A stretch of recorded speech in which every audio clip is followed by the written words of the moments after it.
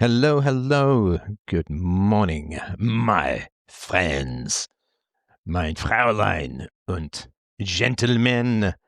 Welcome to Sunday morning philosophy chat. And, well, there's a bunch of stuff to talk about. I am working on a very interesting speaking debate opportunity, which I will announce as soon as it is complete and the negotiations are done. So, yeah, it's kind of funny, slowly emerging back into the radius of civilized life after 5 or 6 years in the wilderness. And you will be the first to know. I will come to your house, knock on your door, and we shall hug as if we are trying to crush a ghost between us. So, yeah, I have a bunch of stuff to talk about. I guess the one that is somewhat important is, I don't know if you're in the crypto space, but of course, I'm sure you've heard about the hack that happened a day or two ago. And this is it's a very interesting, obviously very tragic. My gosh, I was reading a guy's post. He just lost $1.6 million worth of Bitcoin. Now, is this a problem with Bitcoin? It is not. Nothing happened that broke the cryptography or private hashes of Bitcoin, so it's nothing to do with that. But of course, it does alarm people. The guy who lost his, what was it? That would be about 18 Bitcoin, 18 or 19 Bitcoin, $1.6 million. I mean, a staggering sum. And of course, the brutal thing is that it's not like you can easily trace or really trace much at all. And so a very difficult situation. And my heart really goes out to the people who trust it, right? So it's a challenge, right? I mean, do you keep your coins on an exchange? Well, what if the exchange gets hacked? Do you keep them private in air-gapped computers, and where do you put the keys? And it's it's a challenge. Of course, we all know these stories. There was a guy who had a bunch of Bitcoin on a computer that got thrown out, and he was begging the local city for years to let him go and search the trash heap for his computer to see if he could recover them. There was a guy who had a USB stick with some Bitcoin on them, and but he'd forgotten the password, and then he had to try and figure out what the password was, and I think he had 10 tries before it got wiped, and so on. So that is another big challenge when it comes to that kind of stuff. And we've all heard these tragic tales of people who lose and so on. And there's some not insignificant number, 5 or 10% of Bitcoin appear to have been lost. And what was it? I think it was Satoshi who said, well, you can take solace in the fact that if you've lost Bitcoin, you've raised the value of Bitcoin. But yeah, so that's a challenge. It is not specific to Bitcoin, right? The fact that if you have a value of any kind, if you have a value, people will want to take it is a sad fact. I'm not even going to say of human nature, because we've yet to see how human nature adapts to a relatively peaceful world. And by that, I mean in particular, peaceful parenting. We don't know what human nature is in the face of peaceful parenting. Nobody knows. I mean, I suppose I have some example with my own daughter who was raised peacefully, but of course, she still has to navigate her way in a world where, of course, people are not raised peacefully, and they are propagandized, and they are frightened and bullied and all kinds of terrible stuff. So, will there be rapacious thieves if they're raised in a peaceful and productive and healthy and moral manner? It seems, and the data points towards this very specifically, but it seems pretty unlikely that there will be rapacious predatory thieves in a world where children are raised peacefully. Why do people steal? It's a pretty big and important and foundational question. So why do people steal? I myself pilfered a few things from stores when I was in my early teens. Nothing major, nothing important. But nonetheless, I pilfered. a few things when I was, I don't know, 12 or maybe 13.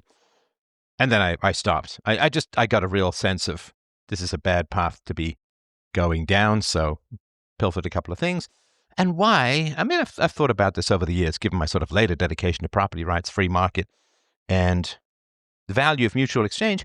Why did I steal? Now, of course, talking about myself is not talking about all of humanity. I get that, but I think I have some pretty good and important information as to why. I obviously can't say all people, but I am a human being, therefore it covers more than me, why some people steal. Why do some people steal? Well, they steal for two reasons. One, they have been stolen from, and two, they have been unprotected. Why would we owe allegiance to a society that utterly failed to protect us? Because the first thing that society owes the young, the babies, the toddlers, the young, the teenagers, the very first thing that society owes the young is protection. And if you have a violent caregiver, such as I had, and I'm sure many of you had, for which I have great, great sympathies and hugs, if you have a violent protector and society doesn't do anything about it, then why would you give the tiniest little rats behind over the rules of society when society has zero interest in protecting you? I mean, let me give you an example. Hopefully this will be vivid enough that if you didn't go through this, you'll understand. Intellectually, of course, we all get it, but you'll understand more viscerally what I'm talking about. If you hire a security guard at, fairly significant expense, you hire a very skilled security guard, like top-notch. You hire a security guard to guard your factory at night. It's got copper wire, it's got valuables or whatever, so. And you say, listen, man, I'm going to pay you $10,000 a month to guard my factory at night. And I'll pay you every 2 weeks. And you also have security cameras in your factory at night. Day and night. They're on at night. They're infrared. You can see at night, all that, right? Now, this guy is supposed to be the best, so you don't really check up on him. But let's say that a bunch of stuff gets stolen from your factory. You're on vacation, you're offline, you come back, and you get a report that stuff's been stolen from your factory. And then you come back and you review your security tapes, which include the nighttime tapes. And what you see is that of the 14 days you were away, for the first 12 days, he sleeps every night. And not just like accidentally dozes off, like brings a little cot, a sleeping bag, one of those night generate stars on the ceiling, soothing music, lava lamps, Matthew McConaughey audiobooks played at 50% speed, all that. And he sleeps. And then, on the last night, he steals. He thinks he's stealing from a place where the cameras can't reach, but he steals. He steals $100,000 worth of equipment. He doesn't realize there's a camera there recording him. Now, do you owe him his pay? Do you owe him $5,000? Because you hired him for a job. And you said you pay him $10,000 a month. First 2 weeks he sleeps and then he steals. Do you owe him $5,000? Do you have to pay his salary? I think generally people would say, well, no, because he didn't protect your factory and then he stole from you. So if he were to take you to court and say, hey, man, you didn't pay my salary, man, I'm taking you to court. And you point out to the judge that not only did he sleep on the job, not by accident, but on purpose, but then stole from you, would the judge say, well, you must pay him his salary? I mean, I don't know what judges do in the current miasma, but in any rational legal system, you would not be obligated to pay for a guy who did not fulfill his obligations and then stole from you. Because you'd signed a contract saying you're going to guard my factory. The contract is not, I'm going to give you a quiet place to sleep with no noise or interruptions fantastic napping spot. The contract is you're going to walk around. David Thewlis was in an old movie many years ago where he shadowed a security guard who had to swipe his electronic card on readers around the factory on a regular basis to make sure he was doing his patrols. It was kind of a terrifying movie as a whole, but he was very good. So he did not fulfill his side of the contract. Do you owe him pay when he has not fulfilled his side of the contract? And again, not by accident. Came there with a cot, sleeping bag, lava lamps, quiet music, whatever. Well, no. And then he says, you stole from me. And I says, but you stole from me first. If you hadn't stolen from me, I wouldn't have, quote, stolen from you. If you had done your job and protected my factory and not stolen from me, I would have paid you your salary happily. So you, as the factory owner, you're getting stolen from first. And then you don't pay him what you, quote, owe him because he stole from you. He stole from you by defrauding you. He stole from you by physically stealing from the factory. Now, let's say that as a whole, he didn't steal from you, like he didn't take $100,000 worth of stuff. Let's say he didn't steal from you, but instead he just came in with his army cot and his sleeping bag and he slept all night, didn't protect your factory. Would you still pay him? I think in a just legal system, if you had proof that you hired him to protect your factory and he just slept all night, that you wouldn't have to pay him because he had not fulfilled his end of the contract, not by accident, but on purpose, with malice aforethought, or at least selfishness aforethought, or something like that. I mean, I remember when I wanted a computer, I just mulled it over with myself. I was like, yeah, I wonder if I could just buy it from a thief. I wonder if it'd be fine. I want a computer and all of that. So I was really fascinated by how this stuff all comes about. How does it come about that people just don't care about the property rights of others and destroy, I mean, to get a hold of their value, and it's tens of millions of dollars that were stolen, but to get a hold of this value, they sow a fair amount of fear and uncertainty and doubt into the Bitcoin space itself. So private pillaging, general loss as a whole. So it's important. I'll just pick up the theme that if you hire someone to protect your factory and he doesn't do the job, do you owe him the money? No. Now, he will say that you've stolen from him, but he didn't do his job. So people steal from society when society fails to protect them. This, if you're a donor, and freedomain.com/donate if you subscribe on the various platforms. If you subscribe, I go into this in much more empirical and historical detail with regards to the French Revolution. And I think one of the differences, I know that there's some genetics involved, one of the differences between people on the left and people on the right, people on the left are greedy and amoral and driven by fairly animal impulses. And I know that people on the left do not respect property rights, and people on the right generally do respect property rights. Now, I think, other than the genetic elements, which are not inconsiderable, but I do think that one of the differences between people on the left and people on the right is people on the left were not protected by society or family, and people on the right were protected much better, not perfectly, but much better, by society and family. So if you grew up Christian, your parents heavily invest in educating you, in teaching you morals, in teaching you a worldview. There's a community around. And of course, I know that abuse happens within Christian communities. I get all of that. But what I'm saying is that in general, if you grow up in a community of morally inclined, like-minded people, your chances of being truly abused and neglected are much lower. And neglect is the big thing. Neglect is the big thing. If you are harmed by a parent and neglected by society, you grew up with no respect for the rules of society. How could you have respect for the rules of a society when, if society is following those rules fail to protect you? And if society is not following its own rules, then why the ever-living heck should you follow society's rules at all? Right? This is a really, really important thing that happens right deep down in the spinal fluid of people who grew up in every society. So I just want to run it by you one more time because it's really only these two possibilities.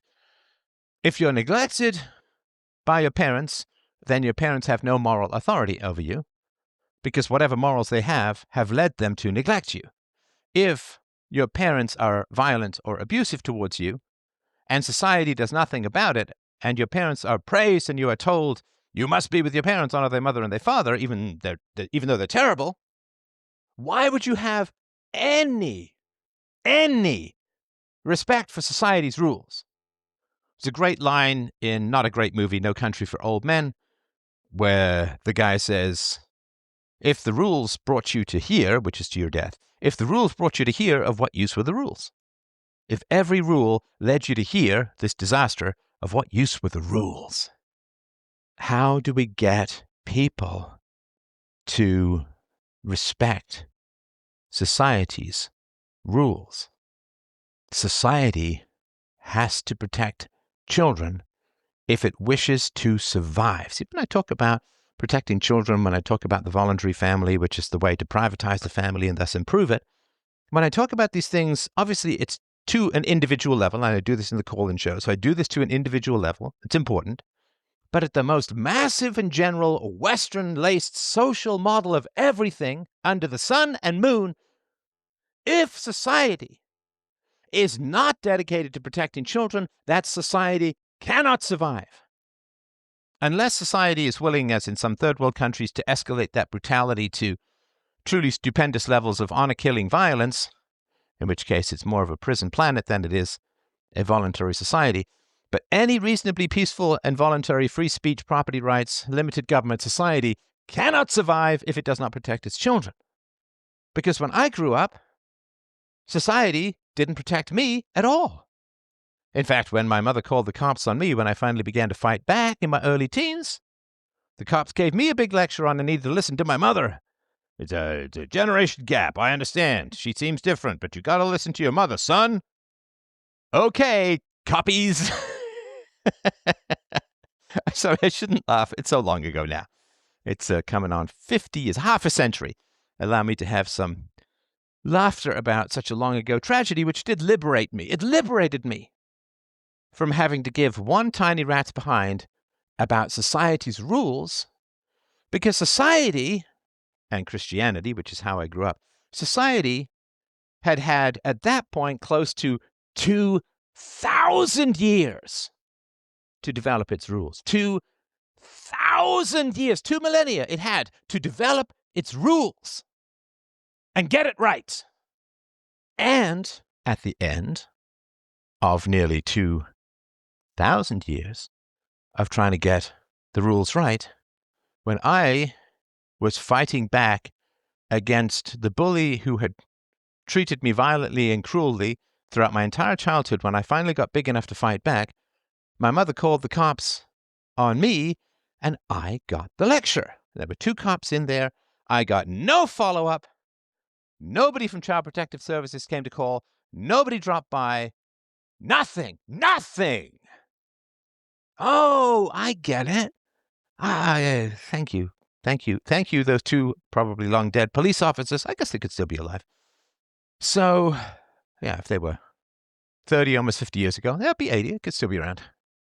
But they gave me a precious instruction. And listen, I'm sure that if you were in school and you were being bullied and you went to the teachers, the principal, whoever, the nurse, talked about the bullying, what was done? Probably not much. And I understood this, of course, when I only got bullied twice, very briefly. But I understood that there's no point going to the guys who trapped me and my friend in the woods when I was 12, they just said, oh, yeah, if you go to the cops, yeah, we might go to jail. We'll just get out and beat you to death or beat you within an inch of your life or something. It's some huge threat. Yeah, maybe you'll go to the cops. Maybe we'll go to jail. We'll just get out and then we'll just beat you up or kill you. All right. I understood that society was not going to help or protect me at all. In fact, society was going to side with the abusers, and everyone, the hundreds and hundreds of people in the various apartment buildings we lived in through the paper-thin walls, heard my brother and I being tormented and tortured and abused and attacked. Nobody did anything. So my point is not to rehash that, which I've done a number of times before, but simply to say why on earth would I have allegiance to society's rules when society only cared about my abusers and did not care about me at all?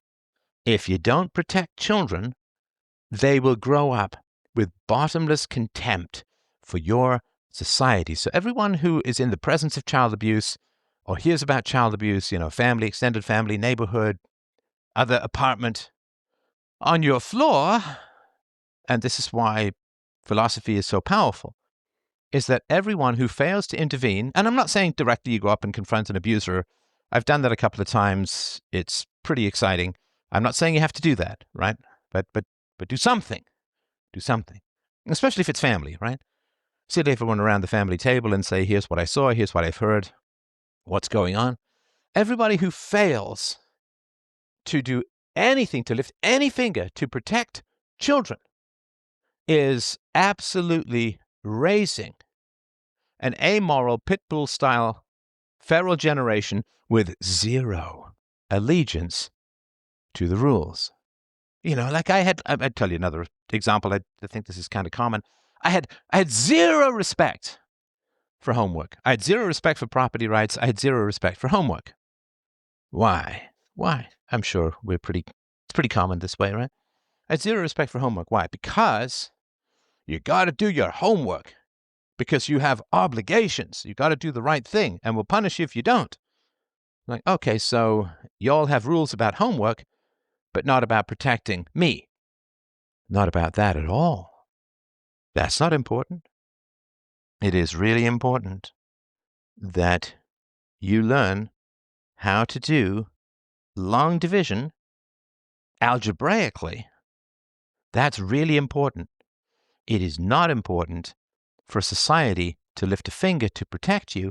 In fact, your mother, after assaulting you for over a decade, will call the cops in the full certainty and knowledge that the cops will only lecture me and not ask her any questions. This goes back to the Menendez brothers. If you remember this from the late 80s, I think the trial went on 93 or something like that. These were two young men who unalived their parents. And after the family had significant indications of horrific levels of abuse and no one did anything. Why should anyone follow social rules if those social rules only protect the bad guys and only punish the victims? So before I discovered philosophy, I had zero respect for society's rules. It was just a game of cat and mouse. It was like tag, like you're running, you're dodging, you're jumping, you're trying not to get caught. So you bob and you weave and you misdirect. And you grab a pole and you swing around it and then you run over the roundabout and right? It's just a game of cat and mouse. Maybe you get tagged, maybe you get away. It's like rabbit and fox stuff. There's no morality to it. You try to get something and they try to catch you. You try not to do their homework. They try to catch you not doing the homework. You maybe apply for a 10-finger discount in a store. They try to catch you. See, it's a game of cat and mouse. It's not a game of morals because there's no morality in society. If society doesn't protect children, children have no respect for society. And then they say, well, sure, these rich people who have all of this power, they have a lot more influence on society than I do. And they have produced a society that doesn't just not protect its children, but actively exploits them, sells them off on the auction block of international banksters to bribe citizens with, quote, free stuff made on the blood, spleen, liver, and brains and souls of the next generation. Children are an enslavable, mineable resource to pay boomers to disconnect from basic math and reality. You're stuck in terrible schools. You're bullied. There's no recourse. You're treated badly at home. If you are, nobody cares. Nobody does anything. And then you find out, oh, wait, what? I'm born into $1 million of debt? And nobody's talking about this? They want me to learn math, and this is their math? You've got to be kidding me. As I mentioned before, in a history class, I was about 14 or so, and The history teacher was telling us about the pensions that we were going to get when we got old, and half the class just laughed at him. It would have been much better, of course, from a storytelling standpoint, if the math teacher had told us about the pensions we were going to collect. Now, I guess I'm going to be 60 next month. I suppose I'm within spitting distance of pension, but it sure ain't worth what the boomers got, especially when you compare it to things like housing prices. It'd be much better if computers went up in price and houses went down in price, because at least if houses go down in price, you don't end up with a catastrophically low birth rate. So why do people steal? Because they're stolen from and they're not protected. Their childhood peace of mind is stolen from, and they, as children, I'll tell you this too, ridiculously common. I think it's still common, maybe a little bit less common than when I was young. But when I was young, and you guys can, of course, chime in and let me know what you think, but when I was young, as a victim of rank, rampant, and violent child abuse, you, as the victim, were blamed. You, as the victim, were blamed. My mother would be in my room, smoking like a chimney, typing on her rat-a-tat-a Gatling gun electric typewriter all night. I'd get no sleep. My mother would have some sort of mental breakdown, nervous breakdown, psychotic episode, or whatever it was, and I wouldn't get any homework time, wouldn't get any sleep, chaos, anxiety, fear. And I still had to show up and be alert the next day. I was short of food, short of money. We kept getting eviction notices. A little stressful. Fair to say, right? A little stressful. Particularly in the couple of years when my brother was in England and I was left to deal with my mother going mad. And I was blamed. You are not prepared for the test. You are not doing your homework. Or, as I was constantly told, if effort matched ability, you'd be an A+. Why don't you try harder? Listen, you boomer douchebags. You try 1 week in my life as a child, you're going to play Superman off a cliff edge. So that's why people steal. They're stolen from, and they're not protected. And why on earth would you have any respect for the rules of society that doesn't even lift a single solitary finger to protect children?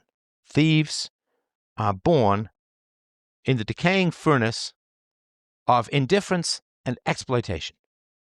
If you were not paid for work that you honestly and legitimately performed, would you feel particularly concerned if you took a stapler home? Steve Martin in The Jerk. I'm going to take this, I'm going to take that. Would you care? If you had a company laptop, let's say it was worth $1,000, and the company owed you $5,000, legitimately, like for real, and they didn't pay you, would you feel morally obligated to drive for an hour and return the laptop? No, I don't think so. Maybe you would. But morality, as I've always said, is a relationship. You should not ever have higher morals than the people you are engaged with. Treat people the best you can when you first meet them. After that, treat them as they treat you. If the company owes you $5,000 and they're not paying you, and then they say, you got to give us the laptop back, what would you say? You know what? I will drop the laptop off when you give me a certified check for $5,000. Sorry for the younger people among us. Certified means it's guaranteed. It's as good as cash. The money's already been deducted from the account. They can't kite your check. They can't bounce the check. Right? Now, this doesn't mean that stealing is not wrong. Stealing is wrong. If people shoplift because their family and school and church has failed to protect them, the society has failed to protect them, that is an injustice, because you are taking out your frustration, alienation, and lack of respect for laws, which was generated by some people, on other people who didn't generate that indifference. Right? It's like me saying, well, a company owes me $5,000. They didn't pay me, so I'm going to go and steal something from someone else. Like, that's not right. That's not right. So I'm not saying it's not wrong. I'm talking about the reason why it happens. Because philosophy is about prevention, not cure. So we want to prevent these things from happening.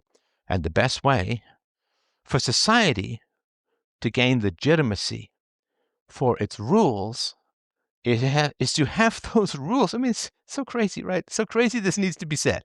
But it does. It really does, because people they don't understand this. For them, I mean, you do, maybe, certainly, hopefully. Now I'm talking about it. If society wants people to grow up respecting the rules of society, those rules have to benefit those in society. If you want children to grow up with a great degree of faith and fidelity and belief in following rules, those rules have to benefit children. They have to be able to protect children, or at least willing to try. At least willing to try. I mean, what bothered me over the course of my childhood, and I'm scarcely alone in this, is nobody even tried. Nobody even tried. Not one person from my childhood, even though I've been public about it for over 20 years, not one person from my childhood or my youth has ever called me up and said, I feel kind of bad that we didn't do anything about it, or say anything, or even call you when we found out and say, I'm sorry about what happened to you. Nothing! Nothing! I met up once with a friend of mine from childhood, in my 30s, after I'd been public about this stuff. And his mother said to me, how is your poor mother? How is she doing? Is she okay? I can only laugh. I can only laugh. Even if people think that I know some people think I'm a bad guy, right? I'm a bad guy. Do you know there was a woman recently, I think she killed 3 of her children and all of that sort of stuff. And in the comments are endless cascades of people saying, that poor mother, postpartum depression is really tough. I see. So that's how it goes. A woman can murder her own helpless little babies and children and toddlers, annihilate her entire bloodline, and she gets sympathy. Aha. Okay. So that is interesting. I myself can have been vastly wronged by society and am working to protect the innocent, and I'm a bad guy. And when people participate in these complete moral reversals, they are driving a stake through the heart of their entire society, which maybe is a vampire that should be returned to the ash that composes it. Everyone participates in this. You, me, everyone participates in this. And it actually has been quite helpful for me and instructive for me in working, as I have for many decades, to help protect children, to see what happens to people who work to help to protect children. What happens? Evil, cult, blah, blah, blah, right? And I get no excuses for being a legitimate victim of massive violence for 15 years. No excuse. A genuine victim. I've not been perfect in my life. Obviously, I get that. But, as a kid, I was a genuine victim. And so people see this deep down in their hearts. And they say, well, if society doesn't care about us, then why should I care about society? It's perfectly a legitimate position. If society fails to protect you or me, why on earth should we sacrifice and restrain ourselves in order to protect society? Why should I pay a security guard who stole from me and defrauded me, slept on the job, and ripped me off? Well, but you had a contract. That's right, and the contract goes both ways. The contract goes both ways, and children are not responsible for upholding the social contract. The social contract is responsible for protecting children. And if society can't protect children, what frickin' use is it to anyone except abusers? Now, once you understand and you realize that is the abusers who run society, then why on earth would you follow the rules of abusers? I view, not everyone, obviously, it's a lovely community here, I view society as being run by and enabling abusers. Because everyone's shocked at the Anthony Fauci stuff, right?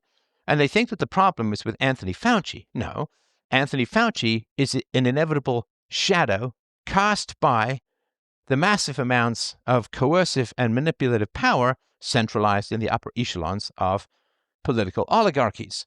You give that amount of power to anyone, it will either corrupt them or only the most corrupt will seek it out.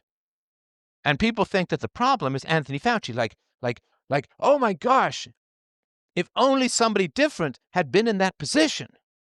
And I mean, obviously there's a difference between Biden and Trump, and I get all of that. So I'm not saying it's a zero, but the inevitable logic is that power in a ragged upward line, power and corruption are both going to increase. And there's dips and so on, right? But he's a symptom, not the cause. The cause is people who want something for nothing, which is stealing. The people who want, like the first people who got retirement benefits, they had barely or not even paid into the system, and they got a significant amount of money out of the system. That's stealing. People who are constantly saying the rich need to pay more. It's like, bro, the bottom 50% of society pays barely any tax and gets massive amounts of benefits. As you know, the biggest single spending item in most Western countries is coerced redistribution of wealth, taking and bribing. Why do people want something for nothing? Because they got nothing from society, except their suffering being ignored and their abusers being protected and praised. And I, of course, studied and grew to hugely respect and treasure property rights in the abstract, which is a good thing to do. Property rights are very valuable, essential. But I have much more sympathy for those in my past who did not work to protect me or others as children, because when you actually work up and you effectively protect children, the society tries to destroy you. Ah, yes. But society's rules are just moral and good, essential, and must be respected. Well, if society doesn't respect children, don't expect children to grow up respecting society. Which is, all I got was indifference. Now, children are actively propagandized and, to a large degree, are kind of poisoned as a whole. So that's much worse. I mean, kids now are going through much worse in school than what I went through. I was only bored. It was all just dull and indifferent and so on, right? The British North America Act did this and this and do. But now children are actually like mentally destroyed and terrorized and all of that. So the ColdCard, July 2026, was not, the devices weren't hacked. So for those of you who don't know, and please understand, I'm no big expert on this, right? So forgive me if I go astray, but I think the general pattern is clear. So with Bitcoin, you got hardware wallets. So your keys, the keys to your crypto, live in a sealed, air-gapped box, never touches the internet. And you get these phrases, these are a sequence of phrases of words that are generated by incredible layers and depths of hardware randomness. And you can't guess them. So there's a company called CoinKite that manufactured a hardware wallet called ColdCard. And it said, oh, it's a fortress and so on, right? And what's wild is July 30th, a couple days ago, in a 25 to 41 minute window, an attacker grabbed hold of, reports vary somewhere between 1,000 and 1,300 Bitcoin. Initially reported about 38 million. Later, it was upgraded to 70 million, and even higher in some analyses. And this is from over 1,000 single signature addresses. It never touched a single physical device. And I think AI was used to try and guess these phrases that unlock the Bitcoin. So what happened? So the problem wasn't some sort of exotic cryptography or any kind of physical extraction. It was a firmware. So firmware is the software that runs the hardware. It was a firmware build error. That's the stuff that's in your coffee maker, your headphones. Sometimes you get firmware updates to your mouse or your keyboard or maybe your washing machine too or whatever, right? It's the code that runs right above the hardware. So a firmware build error dated back to March 2021, version 4.00, 4.01 onward. So the code was supposed to pull randomness from a chip hardware random number generator. So I won't go into all the technicals of it, but on affected builds, the device fell back to a weak software path, seeded by non-secret chip data, serial number, timer registers, and so on. So it was supposed to be 128 bits of encryption, went down to something like 40 bits. Newer models, MK4, MK5, Q, less catastrophic, still reduced. So seeds that should have been computationally unreachable became guessable offline. So an attacker who understood the flaw, and ColdCard, however much we may trust them or not trust them, has suggested AI review of the open source firmware likely helped to surface it, could generate candidate seeds, match them to dormant on-chain addresses, and script the drains. Many of the emptied wallets sat quiet for years, so there was no phishing with the PH, like when they ask you for your password and so on. No malware, no physical access, just the quiet and hard to detect failure of the randomness that was supposed to make ownership real. And even though I suppose the firmware was updated, it doesn't heal the seed that was already weakly generated. So was it in every, think of sort of every movie with a hacking scene, there's some guy feverishly typing, there's a bunch of Matrix-style DOS characters racing across the screen, and it's like, I'm trying to get in. And usually there's a scene in these kinds of things where somebody has to guess the password. And if you have a truly random password, 20 characters, upper and lowercase, special symbols, it's going to be pretty hard to guess that. However, if it's like, let's try his daughter's birthday. Let's try the make of his car. Let's try his wife's maiden name. Like something, right? Something.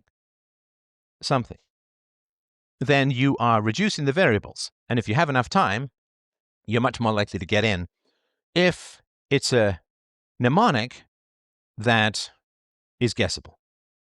So, to put it mildly, if it's truly random words, like let's just say it's truly random words, it's going to be really hard to guess. If, however, you know for a fact that the, quote, random words are something that Hamlet says in the play Hamlet, well, then it's just a matter of time, right?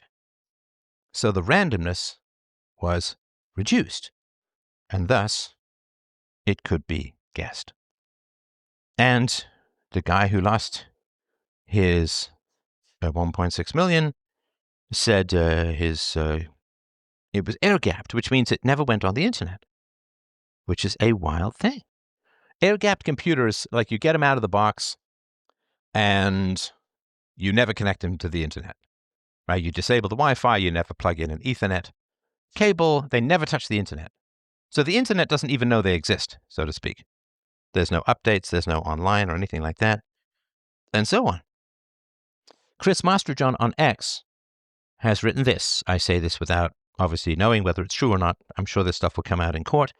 He wrote, the ColdCard security break was because the coder, working in Python, disabled the built-in random number generator thinking it wasn't needed because they were redirecting to a different random number generator, not realizing that the device itself, written in C, which the coder apparently didn't understand, called in the disabled built-in random number generator. And evidently they innovated in their code purely to change it from the open source when a competitor came out using their open source. The level of total carelessness and total lack of due diligence driven by utter pettiness here is baffling. So for people, Jonathan Goodman, and it's Coach Goodman on X, he said $1.6 million in Bitcoin was drained from my account on July 29th in the ColdCard wallet hack. He says, my Bitcoin was in cold storage. My keys were on a ColdCard device kept in a safety deposit box that had never been connected to the internet. This part's nerdy, but here's what happened. Hackers discovered a vulnerability in the part of the hardware wallet code used to create seed phrases. So you can generate your own seed phrases. You can use the ones auto-generated by the wallet. And if the wallet has generated a sequence of words as your seed phrase that are not truly random, then they're, of course, much easier to guess. So he said hackers discovered a vulnerability in the part of the hardware wallet code used to create seed phrases. This allowed them to use AI to brute force guess seed phrases.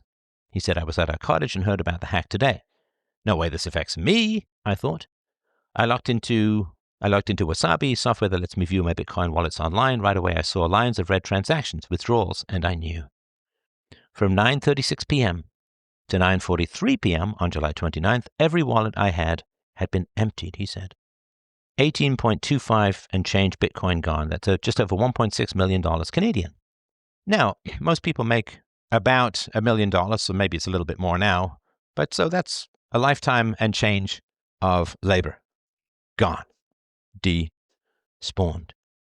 He says, perhaps the hardest part about this is that I did everything right. I never shared my seed phrase with anybody. He says, my devices never touched the internet. Everything was kept in multiple safes and a safety deposit box. None of it mattered.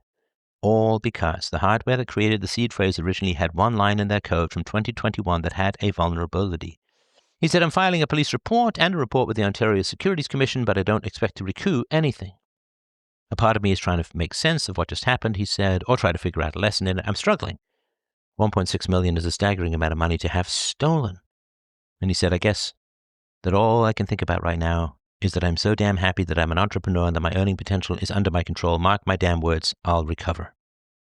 So I'll tell you, we can close off with a couple of things. I really appreciate you guys dropping by today. I hope this is of value to you. But let's just close off with a couple of general principles that I have learned over the years. And this is maybe mean.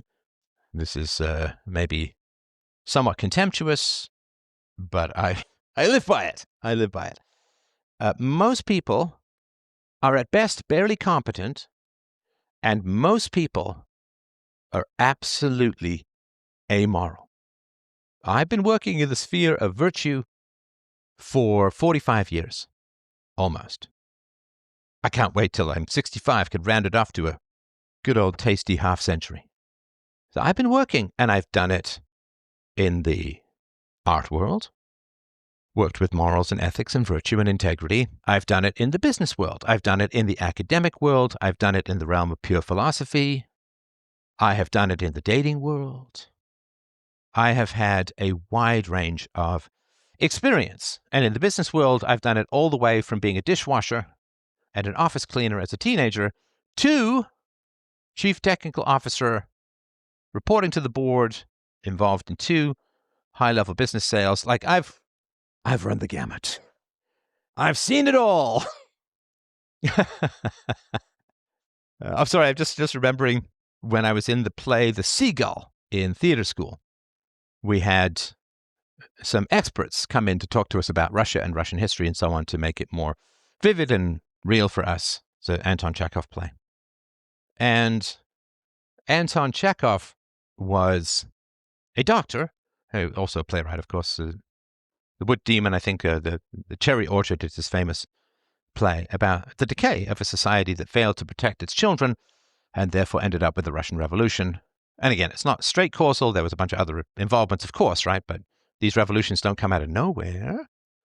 And I remember, this is like from many, many decades ago, I just remember our professor who came in to talk to us as actors about Russia in the 19th century. He said, you have to remember that as a doctor, Anton Chekhov saw everything. He saw the whole. And I said, well, yeah, because he delivered babies. Let me resurrect that joke from oh so many moons ago. I thought it was quite witty, and I did stand up once, but it was not for me. So this is a lot of hard-won experience. Most people are barely competent. Most people feel like frauds, and in many cases they are. Most people are barely competent. Most people don't think for themselves. I mean, other than Eastern Europe, most of the Western world went hog wild into COVID hysteria and the mystery shots. Because at the time it was a mystery as to the long-term effects, because they only tested them for a couple of months, which they were very upfront about and then wanted to hide the data. So most people, barely competent. Most people do not think for themselves. They pretend to. Of course, everybody has to put on that simulation. I remember when the Schengen Agreement was being proposed, my mother was very keen on having no borders in Europe. I'm not going to claim that I had any particular opinion about it, other than I had no respect for my mother's opinions about anything. But I remember my mother would say over and over again, every different, but you see, if you are, she would say, if you're a waitress in Scotland, then you can go down to the Mediterranean and work in the winter when the restaurants are more closed in Scotland. So think of all of the value of that. And she just repeated this over and over again. I never found out where she got it from, but I doubt she came up with it herself. It was just some piece of propaganda. The most secure election in American history, safe and effective.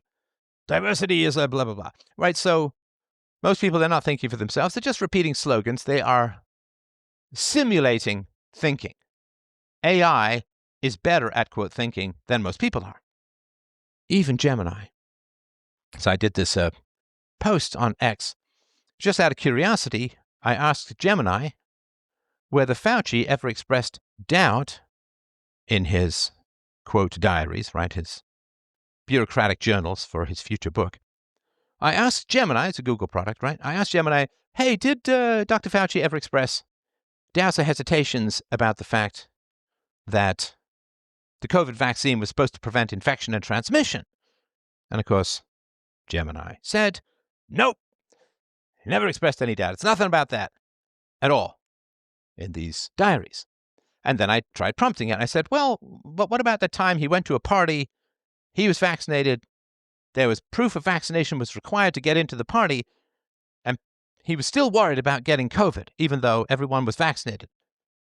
And Gemini said, nope, never happened, doesn't exist.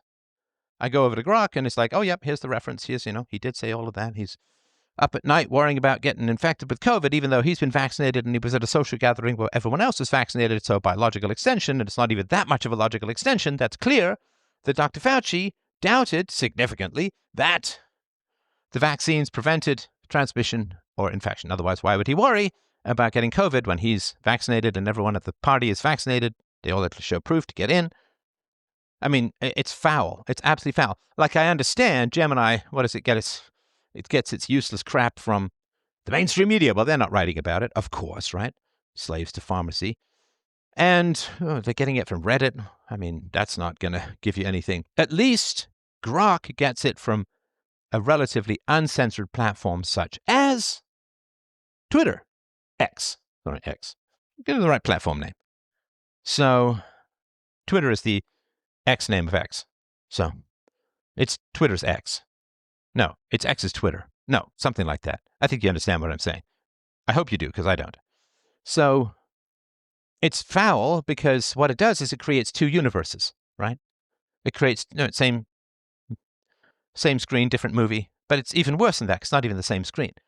By not reporting on facts, AI creates a relationship-destroying, society-destroying bubble of people who don't have the faintest freaking clue what is going on in the world because the AI is hiding it all from them.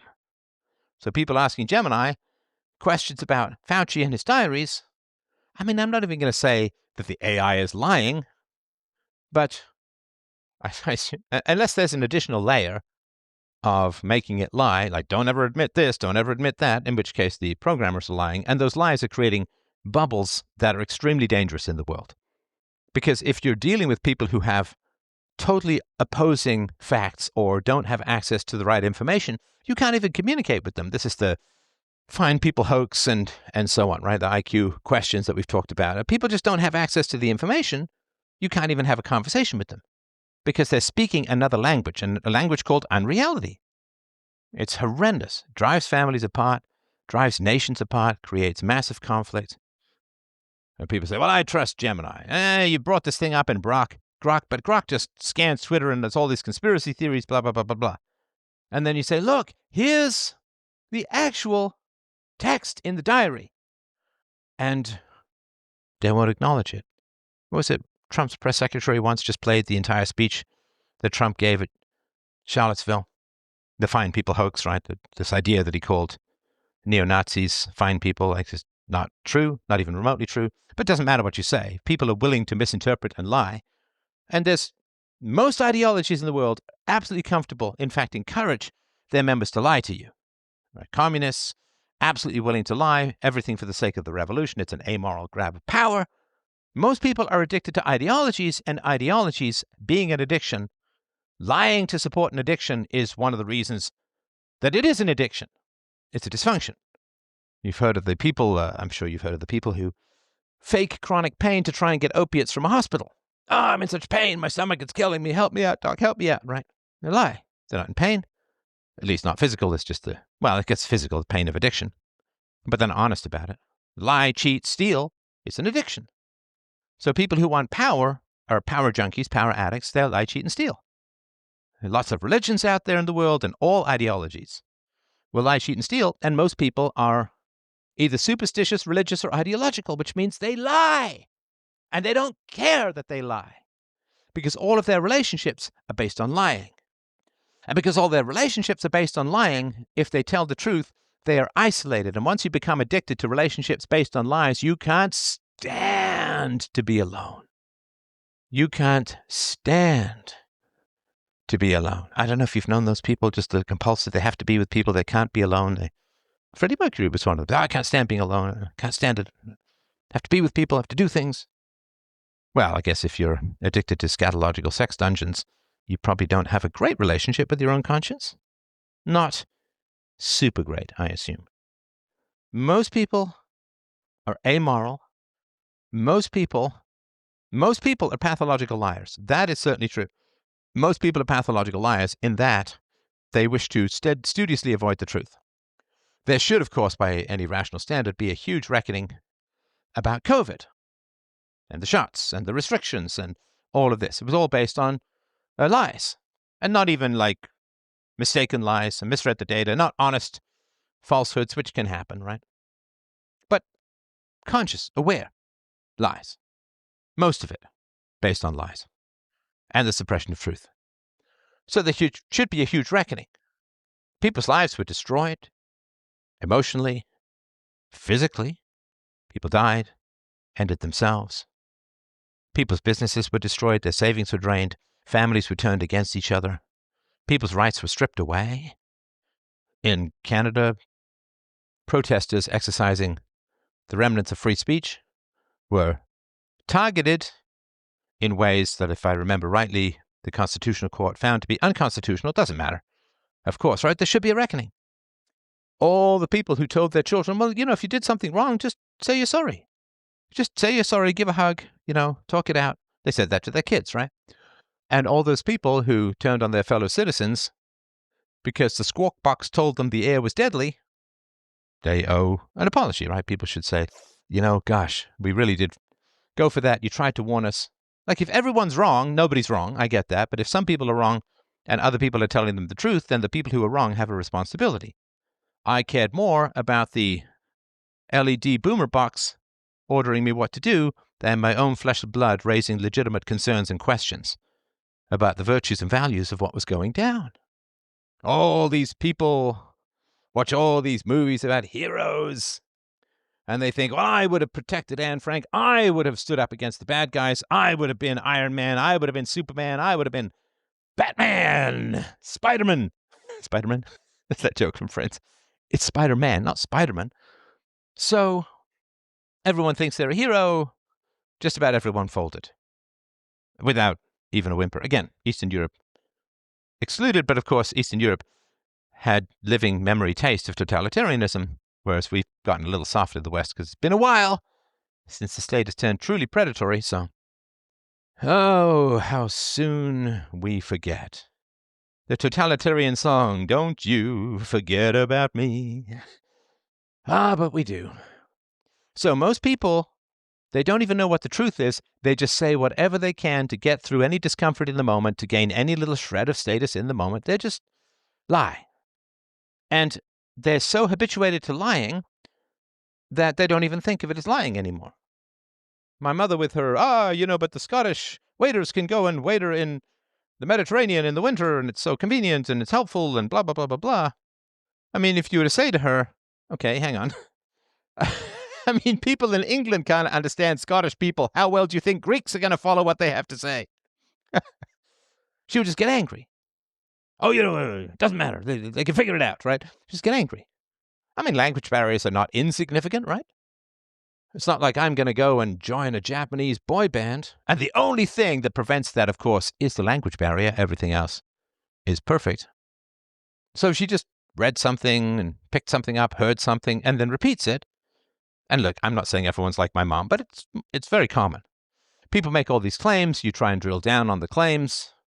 Trump's a racist, right? You try and drill down on the claims. They don't know what they're talking about. They don't have any idea. They're just faking. They're just miming. They're ventriloquists with the digital media mainstream up their nether regions, making their teeth separators go up and down and program sounds come out of their mouths. Most people.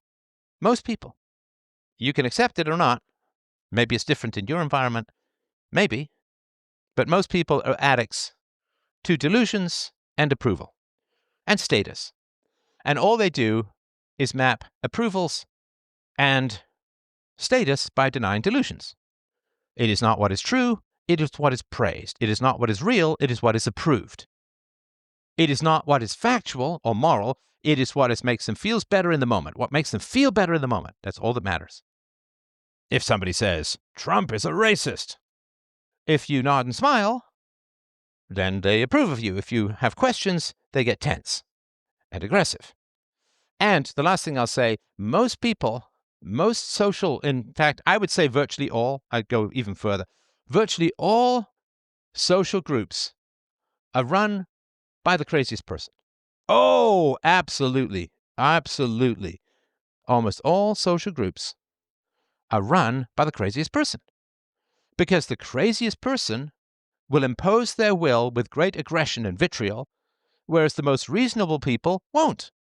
So in any conflict between the reasonable people and the crazy person, it's usually one, could be more, any conflict between the reasonable people and the crazy person, everybody sides with the crazy person because the crazy person will be willing to inflict reputational or social damage or even go further, whereas the reasonable people are detected, beep, beep, beep, they are detected as a non-threat. Reasonable people can be reasoned with and tend not to escalate blowback if crossed or wronged. Crazy people will escalate blowback and attacks if crossed or wronged.